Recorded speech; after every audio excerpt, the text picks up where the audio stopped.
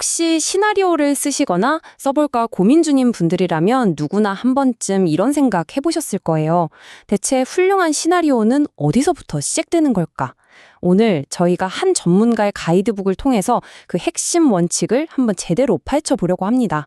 자, 그럼 지금부터 한번 시작해 볼까요? 여러분은 뭐라고 생각하세요? 번뜩이는 아이디어? 아니면 밤을 샐 수 있게 하는 그런 끈기? 글쎄요, 어쩌면 정답은 우리가 전혀 생각지도 못한 곳에 있을지도 모릅니다. 오늘 우리는 바로 이 5단계를 통해서 위대한 시나리오가 어떻게 탄생하는지 그 비밀의 여정을 함께 떠나볼 겁니다. 첫 번째 법칙부터 시작해서 메시지, 캐릭터, 그리고 관객의 마음을 읽는 법까지. 이 여정이 끝날 때쯤이면 여러분은 시나리오를 보는 새로운 눈을 갖게 되실 거예요. 자, 첫 번째 개념부터가 진짜 놀라운데요. 뭐냐면 우리가 아는 글을 쓰는 행위 있잖아요. 그게 전체 작업의 딱 절반이라는 거예요. 아니, 그럼 나머지 절반은 대체 뭘까요? 바로 이겁니다. 오늘 이야기의 핵심이죠. 훌륭한 시나리오는요, 그냥 쓰는 행위, 즉 각색만으로는 절대 완성되지 않아요. 그게 50%고요. 나머지 50%는 바로 레퍼런스 영화를 철저하게 분석하는 데서 온다는 거죠.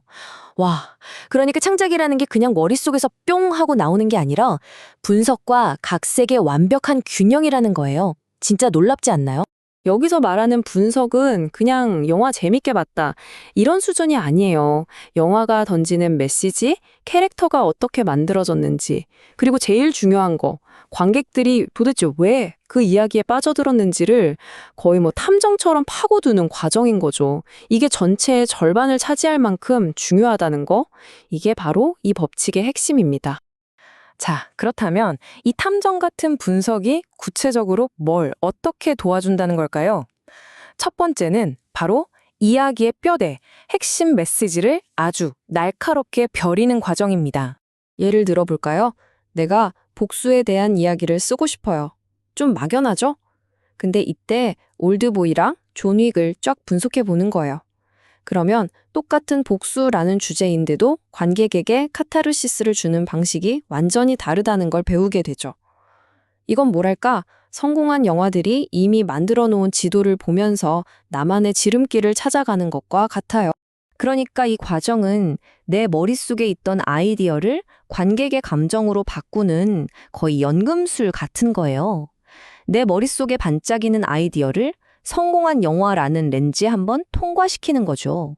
그랬을 때 비로소 관객의 마음을 제대로 움직이는 강력한 메시지가 탄생하는 겁니다. 메시지가 날카로워졌어요. 그럼 이제 그 메시지를 온몸으로 보여줄 그릇이 필요하겠죠. 바로 캐릭터입니다. 여기서도 이 분석이 정말 결정적인 역할을 합니다. 이게 그냥 다른 캐릭터를 베끼라는 말이 절대 아니에요. 오히려 그 캐릭터들을 발판 삼아 더 높이 올라가라는 거죠.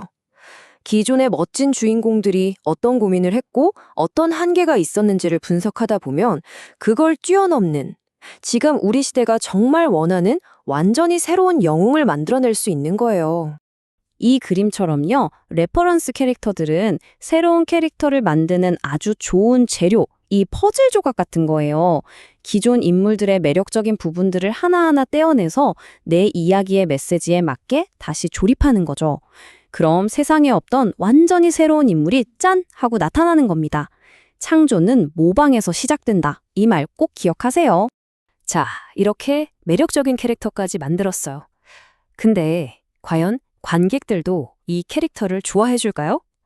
이게 바로 분석이 주는 마지막, 그리고 어쩌면 가장 전략적인 혜택일 겁니다. 이건 진짜 작가한테는 거의 비밀 무기 같은 거예요.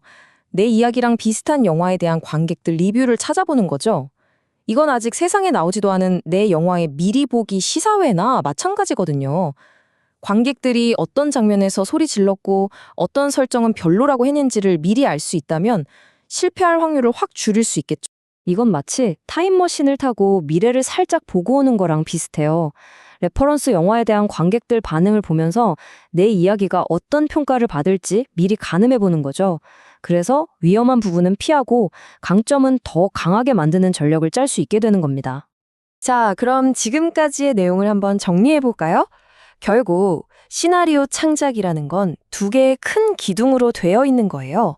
하나는 분석이라는 설계도를 그리는 것, 그리고 다른 하나는 그 위에 각색이라는 멋진 건물을 짓는 과정인 거죠. 핵심은 바로 이 저울의 균형입니다. 철저한 분석 없이 그냥 쓰기만 하는 건 나침반도 없이 망망대해를 헤매는 것과 같고요.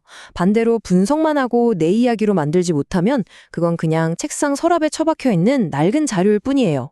이 둘의 완벽한 균형, 바로 이게 명작을 만드는 숨겨진 공식인 겁니다.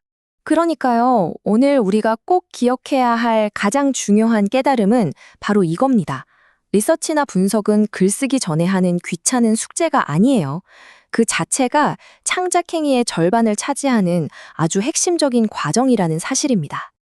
자, 이제 여러분께 질문을 하나 드릴게요. 여러분의 다음 이야기, 그 레퍼런스는 무엇인가요? 이 질문에 답할 수 있다면 여러분의 이야기는 이미 절반은 완성된 거나 다름없습니다. 과연 여러분의 다음 이야기는 어떤 위대한 작품의 얻기 위해서 새롭게 태어날까요? 그 결과가 벌써부터 정말 기대됩니다.